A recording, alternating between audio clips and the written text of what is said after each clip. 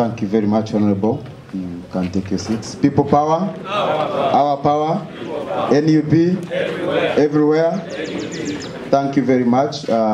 Ladies and gentlemen of the press, our apologies for starting.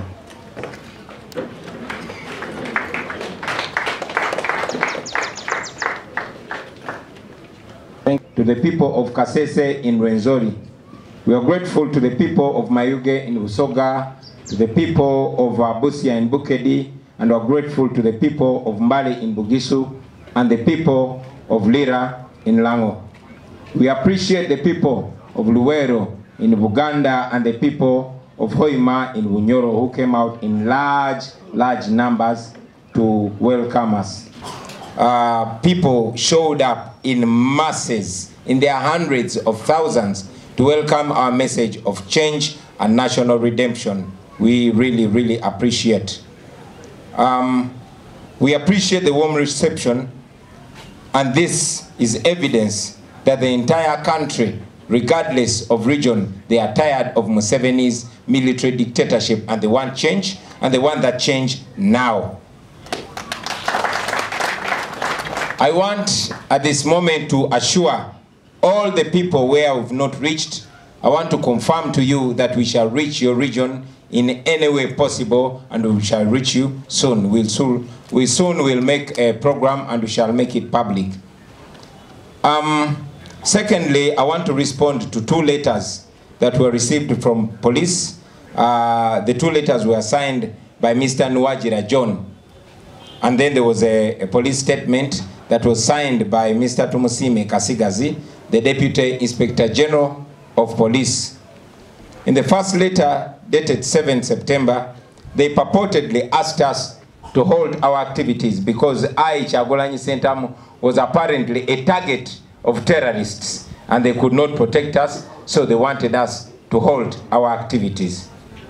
They claimed that they had received intelligence information that my life was in danger. Of course, that is not surprising. My life has always been in danger, and the culprits have always been Museveni's regime.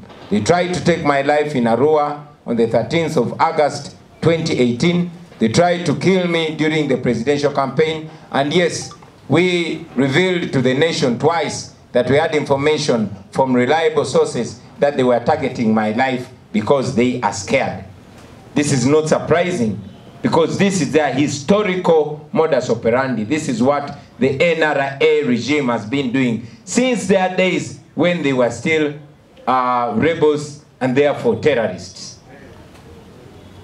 As soon as we announced our mobilization tour, they immediately started talking about the terrorism. They were not talking about the terrorism when Museveni's son or Nabanja were moving around the country. But as soon as we announced our program, then the talk of terrorism came out.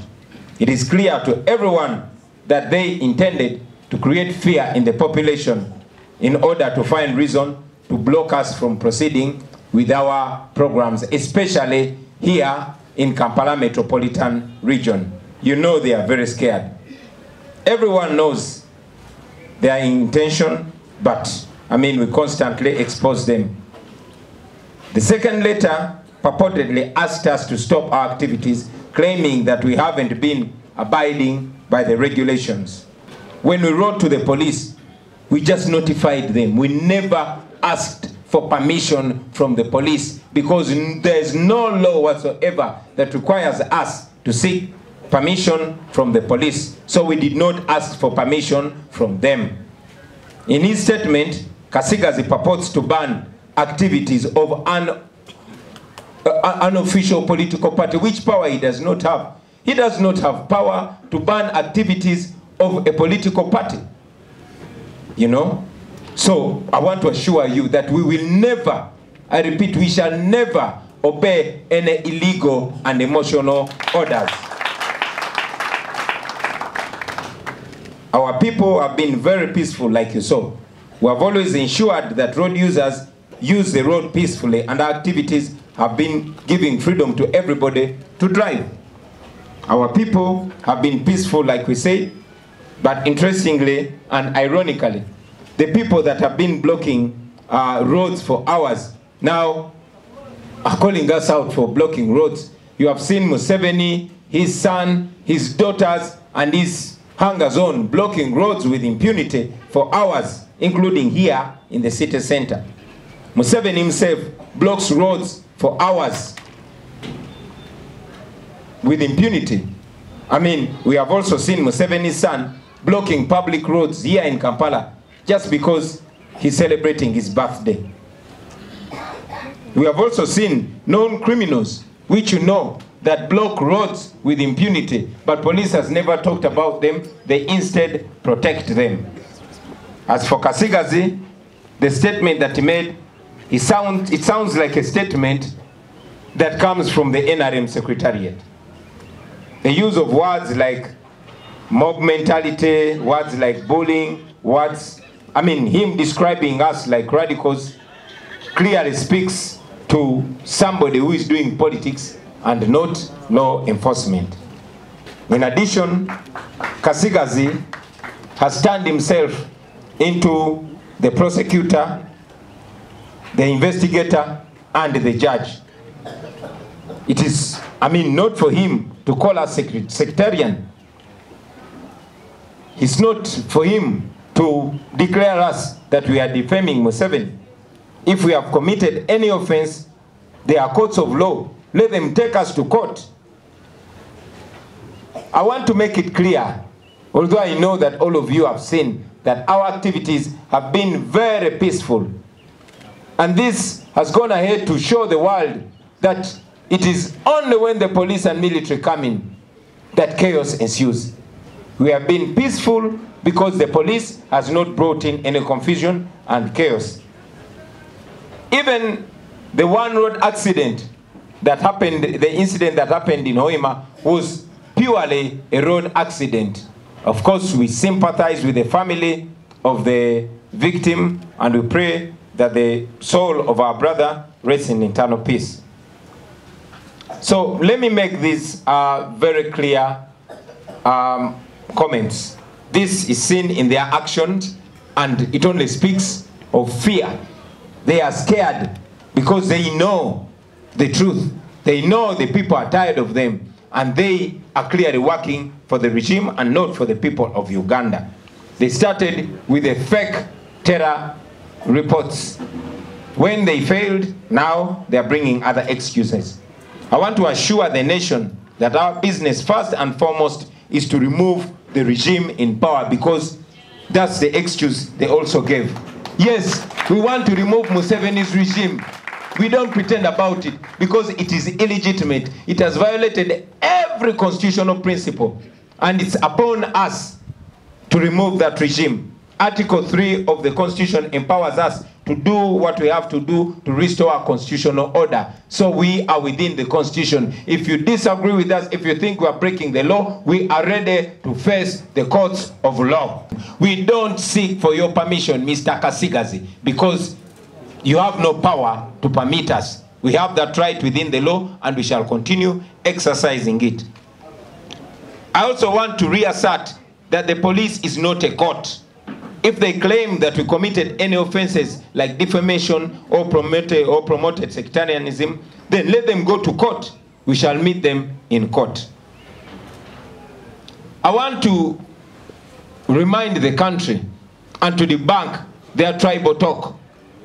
You all have been seeing me live with my team. We have given the same message to every region in the country. The same message in Ankole, the same message in Toro, the same message in Busoga, the same message in the north, and the same message here in Buganda. It's only when we came here in Buganda that they decided to brand us sectarian, but it's the same message that we have been giving. And you all notice that those who practice tribalism and sectarianism get very scared when we condemn tribalism and sectarianism. Museveni and his regime are the masters of tribalism and sectarianism. And this is an issue that they've intimidated every Ugandan not to talk about. Well, not Kyagulanyi.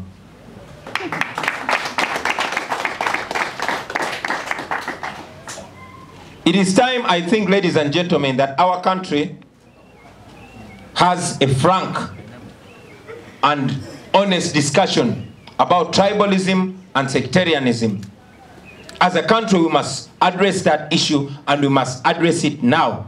We must address the issue of mass land grabbing in Greater Luweero and many other parts of Busoga, in Bunyoro, and in the north of Uganda. I want to assure the people that we shall reach them everywhere. We shall come to you. Don't be intimidated by these criminals, because they are not enforcing the law, but they are only trying to ensure that the regime survives. We are the National Unity Platform. And we do not just talk about it, like General Museveni has been saying. If those of you who read history, you read all the books he wrote, the most important thing he emphasized was sectarianism. He was accusing Obote and Amin of sectarianism and tribalism and all that. Now, because he's doing the same things, he does not want us to talk about them. So that is extremely unfortunate. If Museveni, just go and read Mission to Freedom, read Sowing the Mustard Seed, if he could write and condemn those past leaders for sectarianism and tribalism and all that, why does he think it is now wrong to condemn it when he's practicing it? So it is very, very unfortunate, and I think all the people of Uganda need to talk about that, because we believe as a National Unity Platform in equity. We believe that all regions in this country should have an equal stake in this country. We believe that whether you are from the north or from the east or from the central or from the west, you should have an equal stake in this country. We believe that all parts of this country should be developing at the same level. You cannot say that you are going to leave some regions. People have been saying we are not going to wait for Karamoja to develop. You see the regions like Busoga, what is going on there, West Nile and all that. We believe that national resources should go to all the people of Uganda, and we make sure that we have an inclusive economic development in this country.